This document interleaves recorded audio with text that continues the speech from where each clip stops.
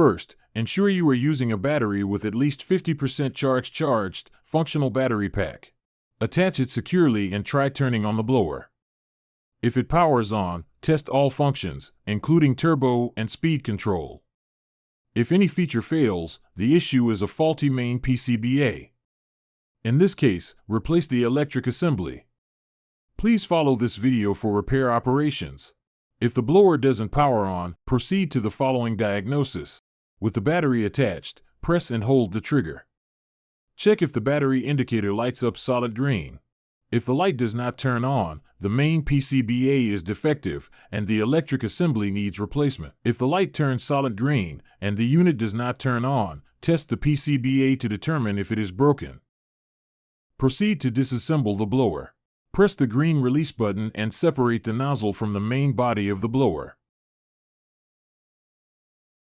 Use a T15 bit to remove the 4 screws from the bottom base, then remove it. Use a T15 bit to remove the 10 screws on the blower housing.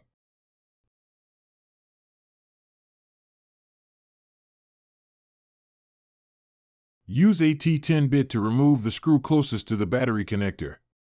Open the blower housing to expose the PCBA assembly and duct set.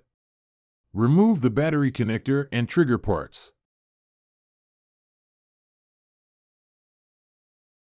Use a PH1 to loosen the 2 screws, then remove the speed adjustment PCBA. Cut the heat shrinkable sleeves off and then disconnect the 3 connectors between the PCBA assembly and the duct set.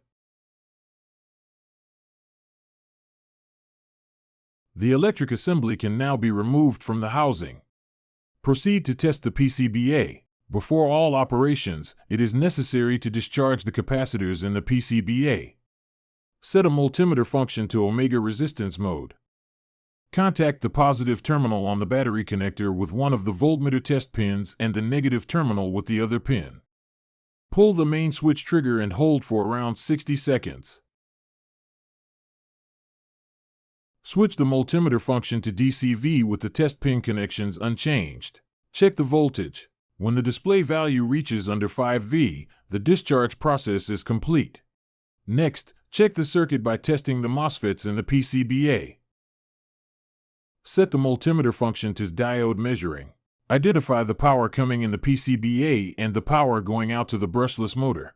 Contact the red test pin with the negative electric contact, the battery electric contact that connects to black wire.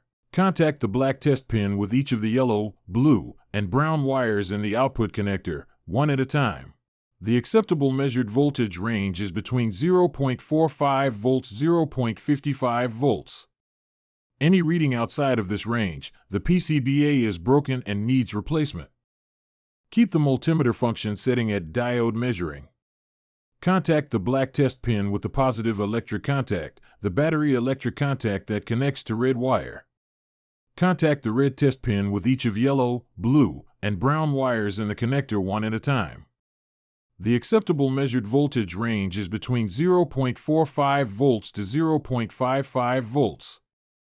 Any reading outside of this range, the PCBA is broken and needs replacement. Follow the procedure of replacing electric assembly video.